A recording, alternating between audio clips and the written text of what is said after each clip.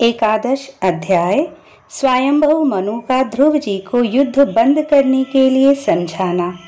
श्री मैत्रेय जी कहते हैं, विदुर जी, ऋषियों का ऐसा कथन सुनकर महाराज ध्रुव ने आचमन कर श्री नारायण के बनाए हुए नारायण शास्त्र को अपने धनुष पर चढ़ाया। उस बाण के चढ़ाते ही यक्षों द्वारा रची हुई नाना प्रकार की माया उसी क्षण नष्ट हो गई। जिस प्रकार ज्ञान का उदय होने पर अविद्यादि क्लेश नष्ट हो जाते हैं।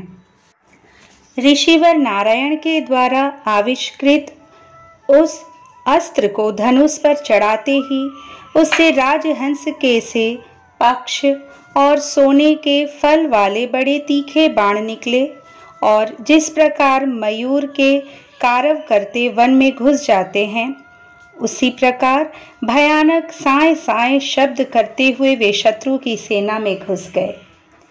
उन तीखी धार वाले बाणों ने शत्रुओं को बेचैन कर दिया। तब उस रण आंगन में अनेकों यक्षों ने अत्यंत कुपित होकर अपने अस्त्र शस्त्र संभाले और जिस प्रकार गरुड़ के छेड़ने से बड़े बड़े सर्प फन उठाकर उनकी ओर दौड़ते हैं, उसी प्रकार वे इधर उधर से ध्रुव जी पर टूट पड़े। उन्हें सामने आते देख ध्रुव जी ने अपने बाणों द्वारा उनकी भुजाएं, जांघें, कंधे और उदर आदि अंग प्रत्यंगों को छिन्न भिन्न कर उन्हें उस सर्वश्रेष्ठ लोक में भेज दिया, जिसमें ऊर्ध्व रेता मुनिगण सूर्यमंडल का भेदन करके जाते हैं। अब उनके पितामह स्वयंभू मनु ने देखा कि विचित्र रथ पर चढ़े हुए ध्रुव अनेकों निरपराध यक्षों को मार रहे हैं, तो उन्हें उन पर बहुत दया आई। वे बहुत से ऋषियों के साथ लेकर वहां आए और अपने पौत्र ध्रुव को समझाने लगे। मनु जी ने कहा, बेटा बस बस, अधिक क्रोध करना ठीक नहीं। यह पापी नरक का द्वार है। इसी के वशीभूत होकर तुमने इन निरपराध यक्षों का वध किया है। तात, तुम जो निर्दोष यक्षों के संहार पर उतर रहे हो, यह हमारे कुल के योग्य कर्म नहीं है। साधु पुरुष इनकी बड़ी कड़ी निंदा करते हैं। बेटा, तुम्हारा अपने भाई पर बड़ा अनुराग था, यह तो ठीक है, परंतु देखो, उसके वध से संतप्त होकर तुमने एक यक्ष के अपराध करने पर प्रसंगवश कितनों की हत्या कर डाली। इस जड़ शरीर को ही आत्मा मानकर इसके लिए पशुओं की भांति प्राणियों की हिंसा करना, यह भगवत सेवी साधुजनों का मार्ग नहीं है। प्रभु की आराधना करना बड़ा कठिन है, परंतु तुमने तो लड़कपन में ही संपूर्ण भूतों के आश्रय स्थान श्री हरि की सर्वभूतात्म भाव से आराधना करके उनका परम पद प्राप्त कर लिया है। तुम्हें तो प्रभु भी अपना प्रिय भक्त समझते हैं तथा भक्तजन भी तुम्हारा आदर करते हैं। तुम साधु जनों के पथ प्रदर्शक हो, फिर भी तुमने ऐसा निंदनीय कर्म कैसे किया? सर्वात्मा श्री हरि तो अपने से बड़े पुरुषों के प्रति सहनशीलता, छोटों के प्रति दया, बराबर वालों के साथ मित्रता और समस्त जीवों के साथ समता का बर्ताव करने से ही प्रसन्न होते हैं। और प्रभु के प्रसन्न हो जाने पर पुरुष प्राकृत गुण एवं उनके कार्य रूप लिंग शरीर से छूटकर परमानंद स्वरूप ब्रह्म पद प्राप्त कर लेता है। बेटा ध्रुव, देहादि के रूप में परिणत हुए पंचभूतों से स्त्री पुरुष का आविर्भाव होता है और फिर उनके पारस्परिक समागम से दूसरे स्त्री पुरुष उत्पन्न होते हैं। ध्रुव, इस प्रकार भगवान की माया से सत्वादि गुणों में न्यूनाधिक भाव होने से ही जैसे भूतों द्वारा शरीरों की रचना होती है, वैसे ही उनकी स्थिति और प्रलय भी होते हैं। पुरुष श्रेष्ठ निर्गुण परमात्मा तो इनमें केवल निमित्त मात्र है। उसके आश्रय से यह कार्य कारणात्मक जगत उसी प्रकार भ्रमता रहता है जैसे चुंबक के आश्रय से लोहा।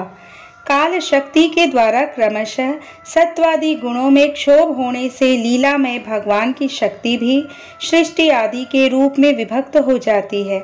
अतः भगवान अकर्ता होकर भी जगत की रचना करते हैं और संहार करने वाले न होकर भी इसका संहार करते हैं। सचमुच उन अनंत प्रभु की लीला सर्वथा अचिंतनीय है। ध्रुव, वे काल स्वरूप अव्यय परमात्मा ही स्वयं अंतर्हित होकर भी जगत का अंत करने वाले हैं तथा अनादि होकर भी सबके आदि करता है। वे ही एक जीव से दूसरे जीव को उत्पन्न कर संसार की सृष्टि करते हैं तथा मृत्यु के द्वारा मारने वाले को भी मरवाकर उसका संहार करते हैं। वे काल भगवान संपूर्ण सृष्टि में समान रूप से अनुप्रविष्ट है तथा उनका न तो कोई मित्र पक्ष है और न शत्रु पक्ष।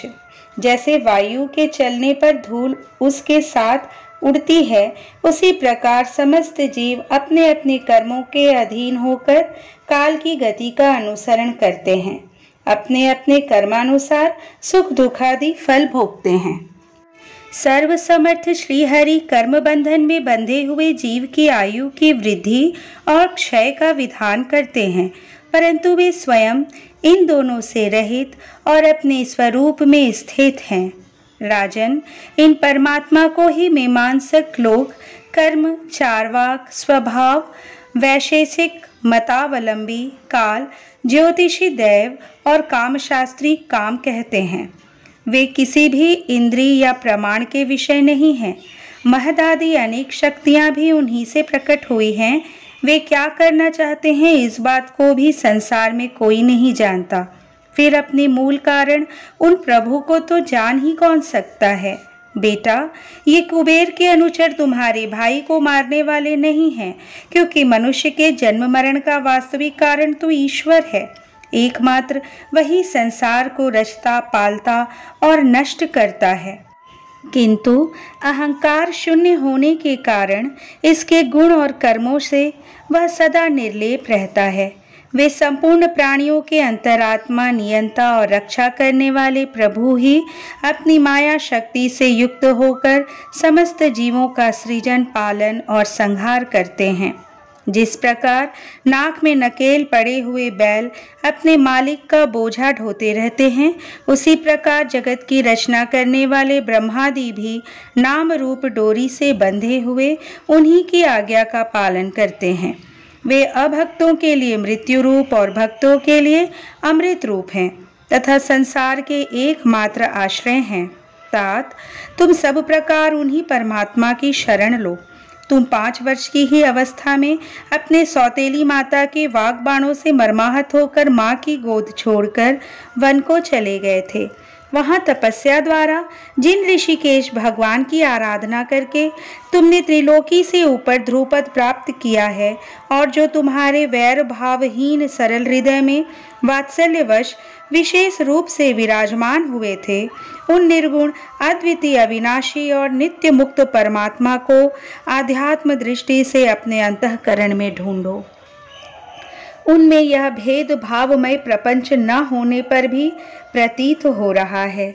ऐसा करने से सर्वशक्ति संपन्न परमानंद स्वरूप सर्वंतर्यामी भगवान अनंत में तुम्हारी सुदृढ़ भक्ति होगी और उसके प्रभाव से तुम मैं मेरेपन के रूप में दृढ़ हुई अविद्या की गांठ को काट डालोगे। राजन, जिस प्रकार औषधि से रोग शांत किया जाता है, उसी प्रकार मैंने तुम्हें जो कुछ उपदेश दिया है उस पर विचार करके अपने क्रोध को शांत करो। क्रोध कल्याण मार्ग का बड़ा ही विरोधी है। भगवान तुम्हारा मंगल करे। क्रोध के वशीभूत हुए पुरुष से सभी लोगों को बड़ा भय होता है। इसलिए जो बुद्धिमान पुरुष ऐसा चाहता है कि मुझसे किसी भी प्राणी को भय ना हो और मुझे भी किसी से भय ना हो, उसे क्रोध के वश में कभी नहीं होना चाहिए। तुमने जो यह समझकर कि ये मेरे भाई के मारने वाले हैं, इतने अक्षों का संहार किया है, इससे तुम्हारे द्वारा भगवान शंकर के सखा कुबेर जी का बड़ा अपराध हुआ है। इसलिए बेटा, जब तक कि महापुरुषों का तेज हमारे कुल को आक्रांत नहीं कर लेता, इसके पहले ही विनम्र भाषण और विनय के द्वारा शीघ्र उन्हें प्रसन्न कर लो। इस प्रकार स्वयंभू मनु ने अपने पौत्र ध्रुव को शिक्षा दी। तब ध्रुव जी ने उन्हें प्रणाम किया। इसके पश्चात वे महर्षियों के सहित अपने लोक को चले गए। इस तरह श्रीमद् भागवत महापुराण के चतुर्थ स्कंद का 11वां अध्याय संपूर्ण हुआ। 12वां अध्याय ध्रुव जी को कुबेर का वरदान और विष्णु लोक की प्राप्ति। श्री मैत्रेय जी कहते हैं, विदुर जी, ध्रुव का क्रोध शांत हो गया है और वे यक्षों के वध से निवृत्त हो गए हैं। ये जानकर भगवान कुबेर वहां आए। उस समय यक्ष, चारण और किन्नर लोग उनकी स्तुति कर रहे थे। उन्हें देखते ही ध्रुव जी हाथ जोड़कर खड़े हो गए। तब कुबेर ने कहा, श्री कुबेर जी बोले, शुद्ध हृदय क्षत्रिय कुमार, तुमने अपने दादा के उपदेश से ऐसा दुस्त्यज्य वैर त्याग दिया, इससे मैं तुम पर बहुत प्रसन्न हूँ। वास्तव में न तुमने यक्षों को मारा है और न यक्षों ने तुम्हारे भाई को। समस्त जीवों की उत्पत्ति और विनाश का कारण तो एकमात्र काल ही है। यह मैं, तू आदि मिथ्या बुद्धि तो जीव को अज्ञानवश स्वप्न के समान शरीर आदि को ही आत्मा मानने से उत्पन्न होती है। इसी से मनुष्य को बंधन एवं दुख आदि विपरीत अवस्थाओं की प्राप्ति होती है। ध्रुव, अब तुम जाओ, भगवान तुम्हारा मंगल करें। तुम संसार पाश से मुक्त होने के लिए सब जीवों में समदृष्टि रखकर सर्वभूतात्मा भगवान श्री हरि का भजन करो।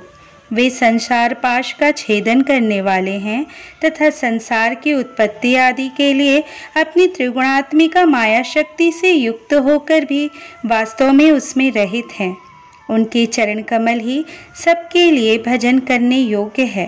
प्रियवर, हमने सुना है तुम सर्वदा भगवान कमलनाभ के चरण कमलों के समीप रहने वाले हो, इसलिए तुम अवश्य ही वर पाने योग्य हो। ध्रुव, तुम्हें जिस वर की इच्छा हो मुझसे निसंकोच एवं निशंक होकर मांग लो।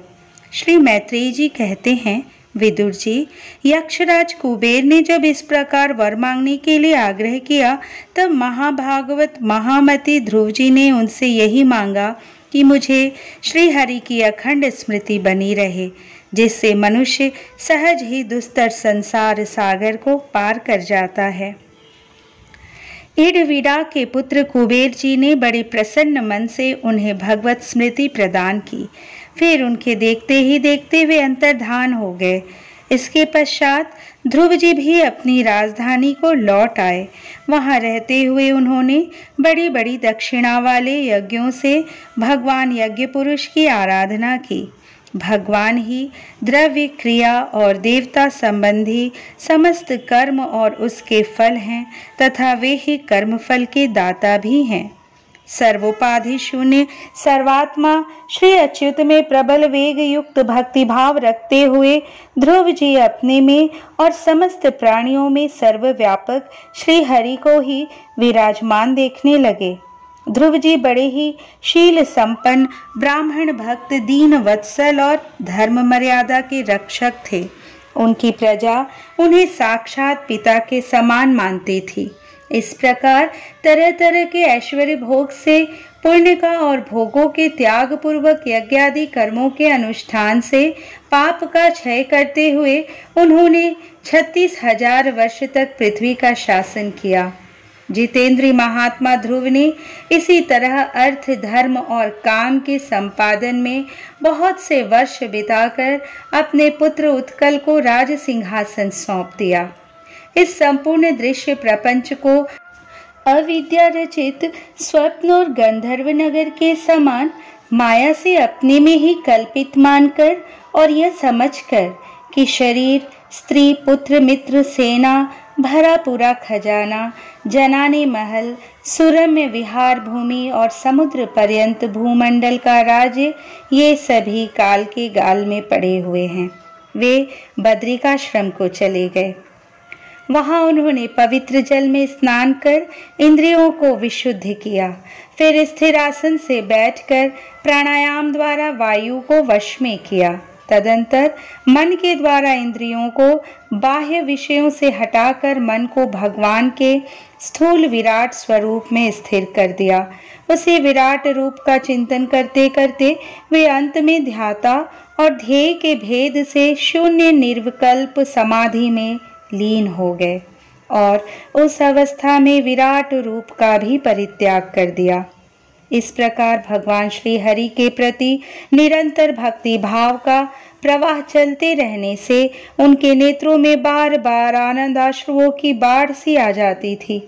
इससे उनका हृदय द्रवीभूत हो गया और शरीर में रोमांच हो आया। फिर देहाभिमान गलित हो जाने से उन्हें मैं ध्रुव हूँ इसकी स्मृति भी न रही।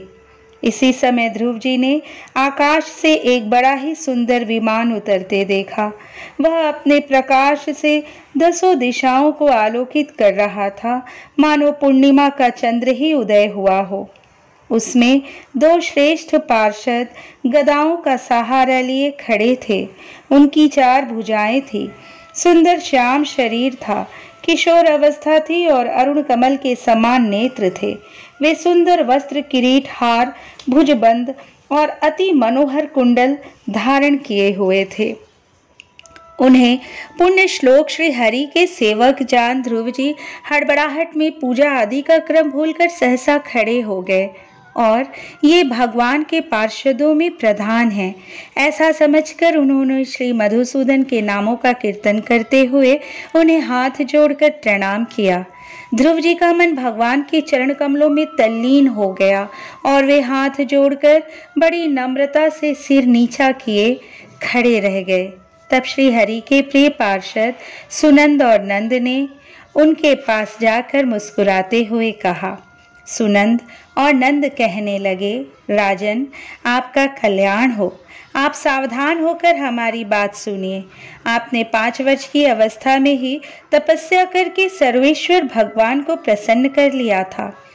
हम उन्हीं निखिल जगन्नियंता शारंगपाणी भगवान विष्णु के सेवक हैं और आपको भगवान के धाम में ले जाने के लिए यहाँ आए हैं। आपने अपनी भक्ति के प्रभाव से विष्णु लोक का अधिकार प्राप्त किया है, जो औरों के लिए बड़ा दुर्लभ है। परम ज्ञानी सप्तर्षि भी वहां तक नहीं पहुंच सके। वे नीचे से केवल उसे देखते रहते हैं। सूर्य और चंद्रमा आदि ग्रह, नक्षत्र एवं तारागण भी उसकी प्रदक्षिणा किया करते हैं। चलिए, आप उसी विष्णु धाम में निवास कीजिए। प्रियवर, आज तक आपके पूर्वज तथा और कोई भी उस पद पर कभी नहीं पहुंच सके। भगवान विष्णु का वह परम धाम सारे संसार का वंदनीय है। आप वहां चलकर विराजमान हो। आयुष्मान, ये श्रेष्ठ विमान पुण्य श्लोक शिखामणि श्री हरि ने आपके लिए ही भेजा है। आप इस पर चढ़ने योग्य है। श्री मैत्रेय जी कहते हैं, भगवान के प्रमुख पार्षदों के ये अमृतमय वचन सुनकर परम भागवत ध्रुव जी ने स्नान किया। फिर संध्या वंदन आदि नित्य कर्म से निवृत्त हो मांगलिक अलंकार आदि धारण किए। बद्रिकाश्रम में रहने वाले मुनियों को प्रणाम करके उनका आशीर्वाद लिया। इसके बाद उस श्रेष्ठ विमान की पूजा और प्रदक्षिणा की और पार्षदों को प्रणाम कर सुवर्ण के समान कांतिमान दिव्य रूप धारण कर उस पर चढ़ने को तैयार हुए। इतने में ही ध्रुव जी ने देखा कि काल मूर्तिमान होकर उनके सामने खड़ा है। तब वे मृत्यु के सिर पर पैर रखकर उस समय अद्भुत विमान पर चढ़ गए। उस समय आकाश में दुंदुभी, मृदंग और ढोल आदि बाजे बजने लगे। श्रेष्ठ गंधर्व गान करने लगे और फूलों की वर्षा होने लगी। विमान पर बैठकर ध्रुव जी ज्यों ही भगवान के धाम को जाने के लिए तैयार हुए, त्यों ही उन्हें अपनी माता सुनीति का स्मरण हो आया। वे सोचने लगे, क्या मैं बेचारी माता को छोड़कर अकेला ही दुर्लभ वैकुंठ धाम को जाऊंगा? नंद और सुनंद ने ध्रुव के हृदय की बात जानकर उन्हें दिखलाया कि देवी सुनीति आगे आगे दूसरे विमान पर जा रही हैं। उन्होंने क्रमशः सूर्य आदि सभी ग्रह देखे। मार्ग में जहां तहां विमानों पर बैठे हुए देवता उनकी प्रशंसा करते हुए फूलों की वर्षा करते जा रहे थे। उस दिव्य विमान पर बैठकर ध्रुव जी त्रिलोकी को पार कर सप्तर्षि मंडल से भी ऊपर भगवान विष्णु के नित्य धाम में पहुंचे। इस प्रकार उन्होंने अविचल गति प्राप्त की। यह दिव्य धाम अपने ही प्रकाश से प्रकाशित है। इसी के प्रकाश से तीनों लोक प्रकाशित है। इसमें जीवों पर निर्दयता करने वाले पुरुष नहीं जा सकते। यहाँ तो उन्हीं की पहुँच होती है जो दिन रात प्राणियों के कल्याण के लिए शुभ कर्म ही करते रहते हैं। जो शांत, समदर्शी, शुद्ध और सब प्राणियों को प्रसन्न रखने वाले हैं तथा भगवत भक्तों को ही अपना एकमात्र सच्चा सुहृद मानते हैं, ऐसे लोग सुगमता से ही इस भगवत धाम को प्राप्त कर लेते हैं। इस प्रकार उत्तानपाद के पुत्र भगवत परायण श्री ध्रुव जी तीनों लोकों के ऊपर उसकी निर्मल चूड़ामणि के समान विराजमान हुए। कुरुनंदन, जिस प्रकार दाएं चलने के समय खंबे के चारों ओर बैल घूमते हैं, उसी प्रकार यह गंभीर वेग वाला ज्योतिष चक्र उस अविनाशी लोक के आश्रय ही निरंतर घूमता रहता है। उसकी महिमा देखकर देवर्षि नारद ने प्रचेताओं की यज्ञशाला में वीणा बजाकर ये 3 श्लोक गाए थे। नारद जी ने कहा था, इसमें संदेह नहीं, पति परायणा सुनीति के पुत्र ध्रुव ने तपस्या द्वारा अद्भुत शक्ति संचित करके जो गति पाई है, उसे भागवत धर्मों की आलोचना करके वेदवादी मुनिगण भी नहीं पा सकते, फिर राजाओं की तो बात ही क्या है। अहो, वे 5 वर्ष की अवस्था में ही सौतेली माता के वाग बाणों से मर्माहत होकर दुखी हृदय से वन में चले गए और मेरे उपदेश के अनुसार आचरण करके ही उन अजय प्रभु को जीत लिया, जो केवल अपने भक्तों के गुणों से ही वश में होते हैं। ध्रुव जी ने तो 5-6 वर्ष की अवस्था में कुछ दिनों की तपस्या से ही भगवान को प्रसन्न करके उनका परम पद प्राप्त कर लिया, किंतु उनके अधिकृत किए हुए इस पद को भूमंडल में कोई दूसरा क्षत्रिय क्या वर्षों तक तपस्या करके भी पा सकता है। श्री मैत्रेय जी कहते हैं, विदुर जी, तुमने मुझसे उदार कीर्ति ध्रुव जी के चरित्र के विषय में पूछा था, सो मैंने तुम्हें वह पूरा का पूरा सुना दिया। साधुजन इस चरित्र की बड़ी प्रशंसा करते हैं। यह धन, यश और आयु की वृद्धि करने वाला परम पवित्र और अत्यंत मंगलमय है। इससे स्वर्ग और अविनाशी पद भी प्राप्त हो सकता है। यह देवत्व की प्राप्ति कराने वाला बड़ा ही प्रशंसनीय और समस्त पापों का नाश करने वाला है। भगवत भक्त ध्रुव के इस पवित्र चरित्र को जो श्रद्धा पूर्वक बार बार सुनते हैं, उन्हें भगवान की भक्ति प्राप्त होती है, जिससे उनके सभी दुखों का नाश हो जाता है। इसे श्रवण करने वाले को शीलादि गुणों की प्राप्ति होती है। जो महत्व चाहते हैं, उन्हें महत्व की प्राप्ति कराने वाले स्थान मिलता है। जो तेज चाहते हैं, उन्हें तेज प्राप्त होता है, और जो मनस्वियों का मान बढ़ाता है। पवित्र कीर्ति ध्रुव जी के इस महान चरित्र का प्रातः और सायंकाल ब्राह्मण आदि द्विजातियों के समाज में एकाग्र चित्त से कीर्तन करना चाहिए। भगवान के परम पवित्र चरणों की शरण में रहने वाला जो पुरुष इसे निष्काम भाव से पूर्णिमा, अमावस्या, द्वादशी, श्रवण नक्षत्र, तिथि क्षय, व्यतिपात, संक्रांति अथवा रविवार के दिन श्रद्धालु पुरुषों को सुनाता है, वह स्वयं अपने आत्मा में ही संतुष्ट रहने लगता है और सिद्ध हो जाता है। यह साक्षात भगवत विषयक अमृतमय ज्ञान है। जो लोग भगवान मार्ग के मर्म से अनभिज्ञ हैं, उन्हें जो कोई इसे प्रदान करता है, उस दीन वत्सल कृपालु पुरुष पर देवता अनुग्रह करते हैं। ध्रुव जी के कर्म सर्वत्र प्रसिद्ध और परम पवित्र हैं। वे अपनी बाल्यावस्था में ही माता के घर और खिलौनों का मोह छोड़कर श्री विष्णु भगवान की शरण में चले गए थे। कुरुनंदन, उनका यह पवित्र चरित्र मैंने तुम्हें सुना दिया। इस तरह श्रीमद् भागवत महापुराण के 4th स्कंद का 12 अध्याय संपूर्ण हुआ। अध्याय 13 ध्रुव वंश का वर्णन, राजा अंग का चरित्र।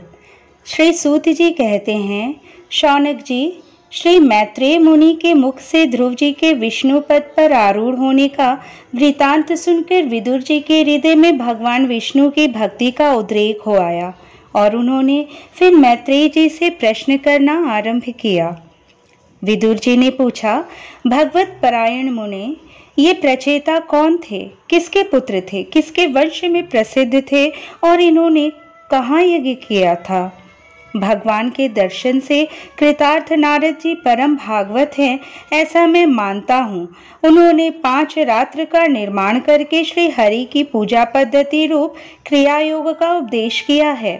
जिस समय प्रचेतागण स्वधर्म का आचरण करते हुए भगवान यज्ञेश्वर की आराधना कर रहे थे, उसी समय भक्त प्रवर नारद जी ने ध्रुव का गुणगान किया था।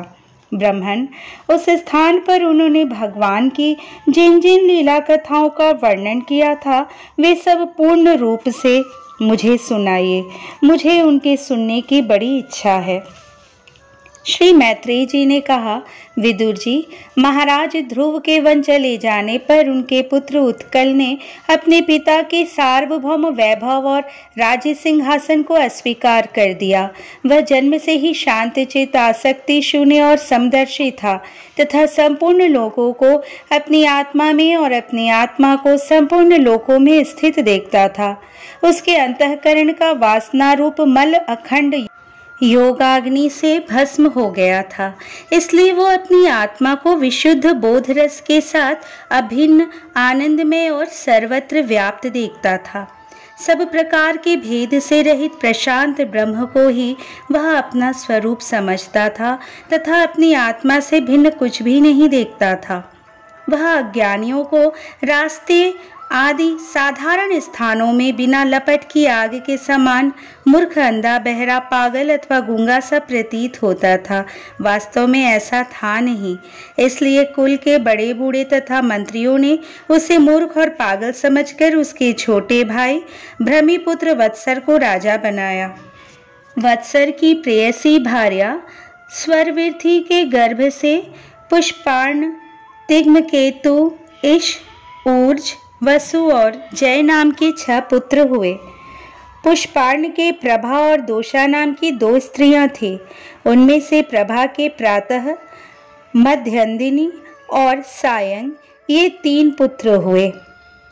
दोषा के प्रदोष, निशिथ और व्युष्ट ये 3 पुत्र हुए। व्युष्ट ने अपनी भार्या पुष्करिणी से सर्वतेजा नाम का पुत्र उत्पन्न किया।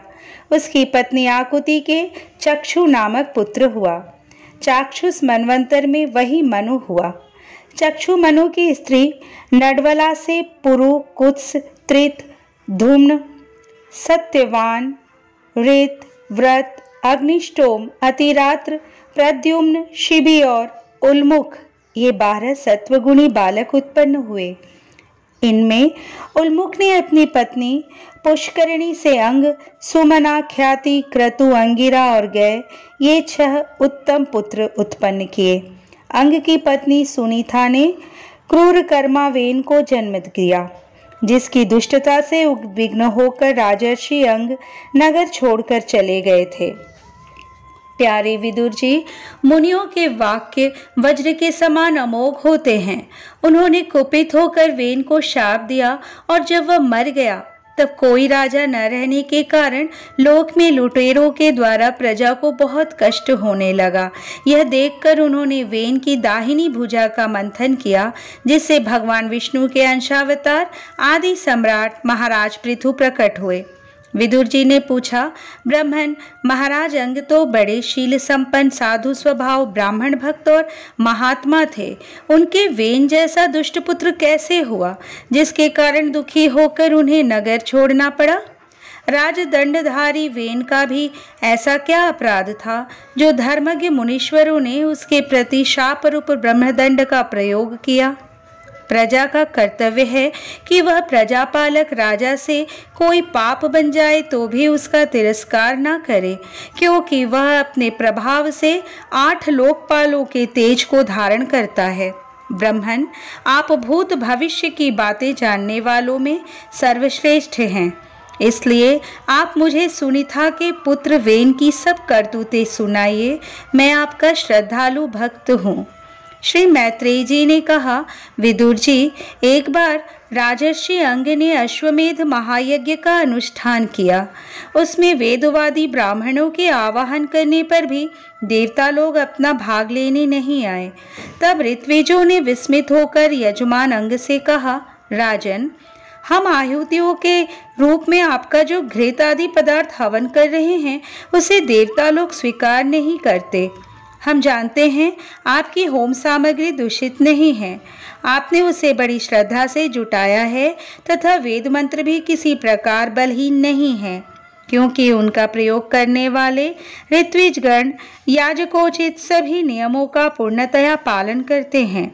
हमें ऐसी कोई बात नहीं दिखती कि इस यज्ञ में देवताओं का किंचित भी तिरस्कार हुआ है। फिर भी कर्माध्यक्ष देवता लोग क्यों अपना भाग नहीं ले रहे हैं? श्री मैत्रेयी जी कहते हैं, ऋत्विजों की बात सुनकर यजमान अंग बहुत उदास हुए। तब उन्होंने याजकों की अनुमति से मौन तोड़कर सदस्यों से पूछा, सदस्यों, देवता लोग आवाहन करने पर भी यज्ञ में नहीं आ रहे हैं और न सोमपात्र ही ग्रहण करते हैं। आप बतलाइए, मुझसे ऐसा क्या अपराध हुआ है? सदस्यों ने कहा, राजन, इस जन्म में तो आपसे तनिक भी अपराध नहीं हुआ। हाँ, पूर्व जन्म का एक अपराध अवश्य है, जिसके कारण आप ऐसे सर्वगुण संपन्न होने पर भी पुत्रहीन हैं। आपका कल्याण हो, इसलिए पहले आप सुपुत्र प्राप्त करने का कोई उपाय कीजिए। यदि आप पुत्र की कामना से यज्ञ करेंगे तो भगवान यज्ञेश्वर आपको अवश्य पुत्र प्रदान करेंगे।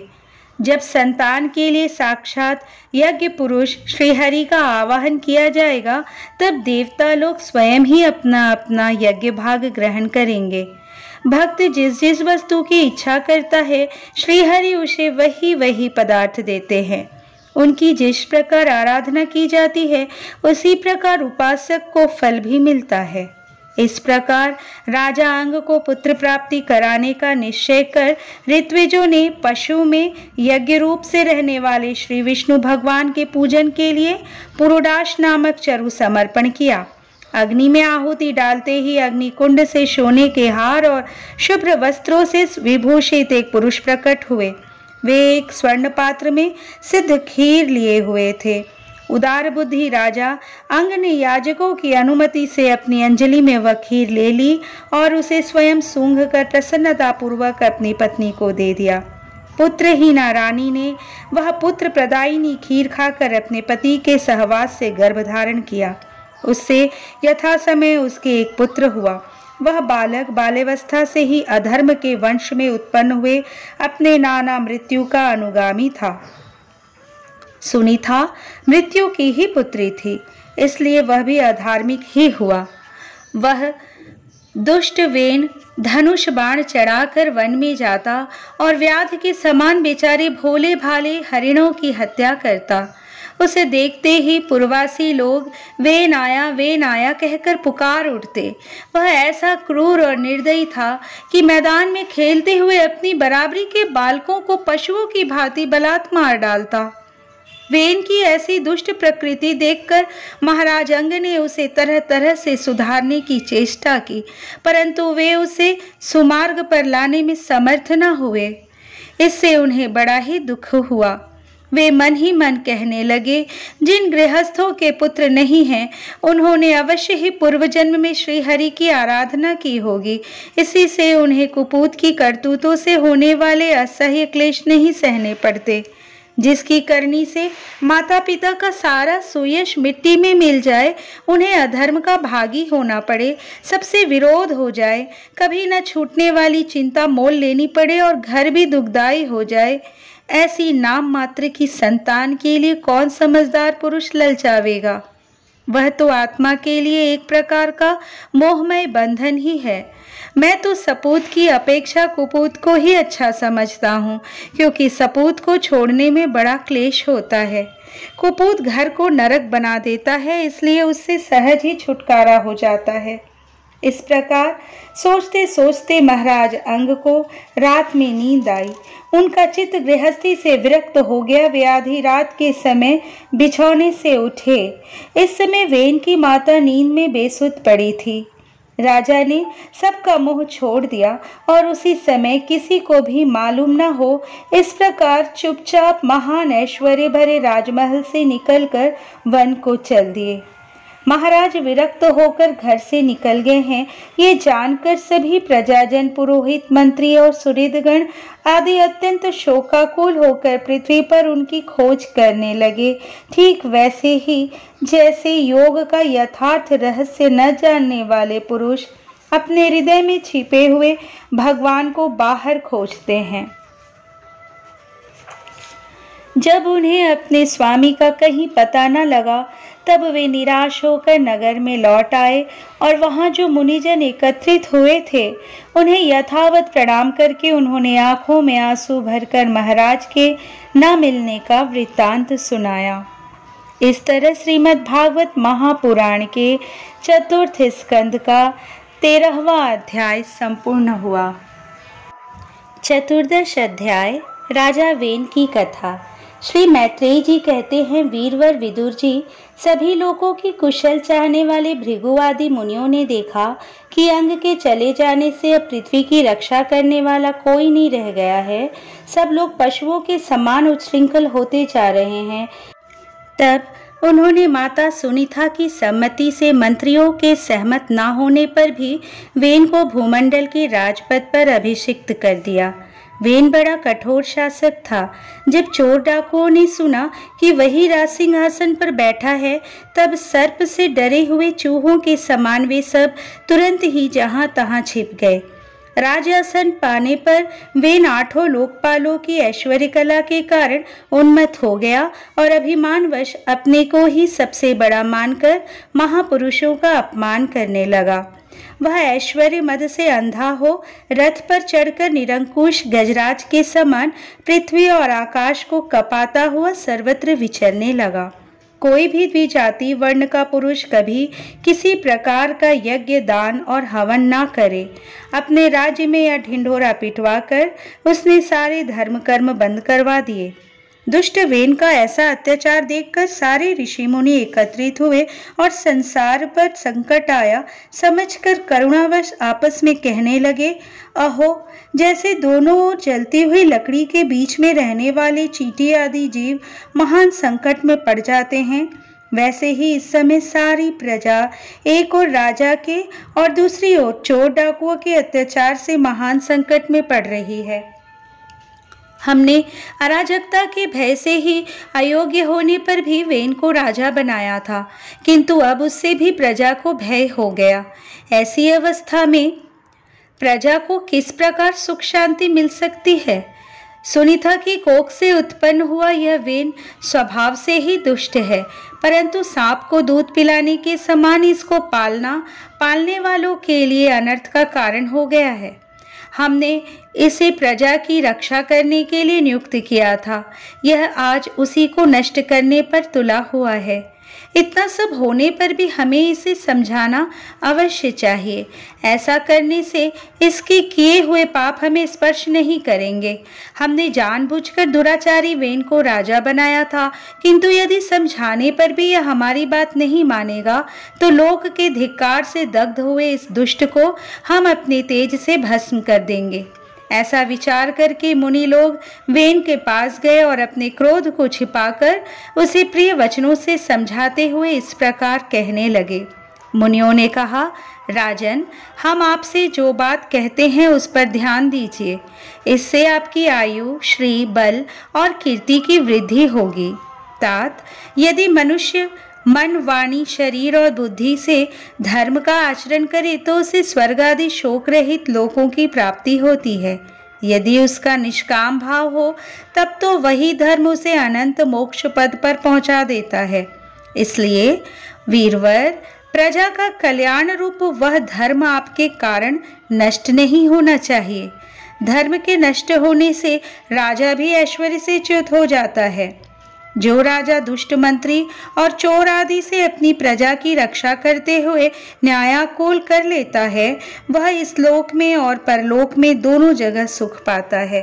जिसके राज्य अथवा नगर में वर्णाश्रम धर्मों का पालन करने वाले पुरुष स्वधर्म पालन के द्वारा भगवान यज्ञ पुरुष की आराधना करते हैं, महाभाग, अपनी आज्ञा का पालन करने वाले उस राजा से भगवान प्रसन्न रहते हैं, क्योंकि वे ही सारे विश्व की आत्मा तथा संपूर्ण भूतों के रक्षक हैं। भगवान ब्रह्मादि जगदीश्वरों के भी ईश्वर हैं। उनके प्रसन्न होने पर कोई भी वस्तु दुर्लभ नहीं रह जाती। तभी तो इंद्रादि लोकपालों के सहित समस्त लोग उन्हें बड़े आदर से पूजोपहार समर्पण करते हैं। राजन, भगवान श्री हरि समस्त लोकपाल और यज्ञों के नियंता है। वे वेदत्रयी रूप, द्रव्य रूप और तपस्वरूप है। इसलिए आपके जो देशवासी आपकी उन्नति के लिए अनेक प्रकार के यज्ञों से भगवान का यजन करते हैं, आपको उनके अनुकूल ही रहना चाहिए। जब आपके राज्य में ब्राह्मण लोग यज्ञों का अनुष्ठान करेंगे, तब उनकी पूजा से प्रसन्न होकर भगवान के अंश स्वरूप देवता आपको मनचाहा फल देंगे। अतः वीरवर, आपको यज्ञादि धर्मानुष्ठान बंद करके देवताओं का तिरस्कार नहीं करना चाहिए। वेन ने कहा, तुम लोग बड़े मूर्ख हो, खेद है, तुमने अधर्म में ही धर्म बुद्धि कर रखी है। तभी तो तुम जीविका देने वाले मुझ साक्षात पति को छोड़कर किसी दूसरे जार पति की उपासना करते हो। जो लोग मूर्खतावश राजा रूप परमेश्वर का अनादर करते हैं, उन्हें न तो इस लोक में सुख मिलता है और न परलोक में ही। अरे, जिसमें तुम लोगों की इतनी भक्ति है, वह यज्ञ पुरुष है कौन? यह तो ऐसी ही बात हुई जैसे कुलटा स्त्रियां अपने विवाहित पति से प्रेम न करके किसी परपुरुष में आसक्त हो जाए। विष्णु, ब्रह्मा, महादेव, इंद्र, वायु, यम, सूर्य, मेघ, कुबेर, चंद्रमा, पृथ्वी, अग्नि और वरुण तथा इनके अतिरिक्त जो दूसरे वर और शाप देने में समर्थ देवता हैं, वे सब के सब राजा के शरीर में रहते हैं। इसलिए राजा सर्वदेवमय है और देवता उसके अंश मात्र हैं। इसलिए ब्राह्मणों, तुम मत्सरता छोड़कर अपने सभी कर्मों द्वारा एक मेरा ही पूजन करो और मुझी को बलि समर्पण करो। भला मेरे सिवा और कौन अग्र पूजा का अधिकारी हो सकता है? श्री मैत्रेयी जी कहते हैं, इस प्रकार विपरीत बुद्धि होने के कारण वह अत्यंत पापी और कुमार्गगामी हो गया था। उसका पुण्य क्षीण हो चुका था। इसलिए मुनियों के बहुत विनय पूर्वक प्रार्थना करने पर भी उसने उनकी बात पर ध्यान न दिया। कल्याण रूप विदुर जी, अपने को बड़ा बुद्धिमान समझने वाले वेन ने जब उन मुनियों का इस प्रकार अपमान किया, तब अपनी मांग को व्यर्थ हुई देख वे उस पर अत्यंत कुपित हो गए। मार डालो, इस स्वभाव से ही दुष्ट पापी को मार डालो। यह यदि जीता रह गया तो कुछ ही दिनों में संसार को अवश्य भस्म कर डालेगा। यह दुराचारी किसी प्रकार राज सिंहासन के योग्य नहीं है, क्योंकि यह निर्लज साक्षात यज्ञपति श्री विष्णु भगवान की निंदा करता है। अहो, जिनकी कृपा से इसे ऐसा ऐश्वर्य मिला, उन श्री हरि की निंदा अभागे वेन को छोड़कर और कौन कर सकता है? इस प्रकार अपने छिपे हुए क्रोध को प्रकट कर उन्होंने उसे मारने का निश्चय कर डाला। वह तो भगवान की निंदा करने के कारण पहले ही मर चुका था, इसलिए केवल हुंकारों से ही उन्होंने उसका काम तमाम कर दिया।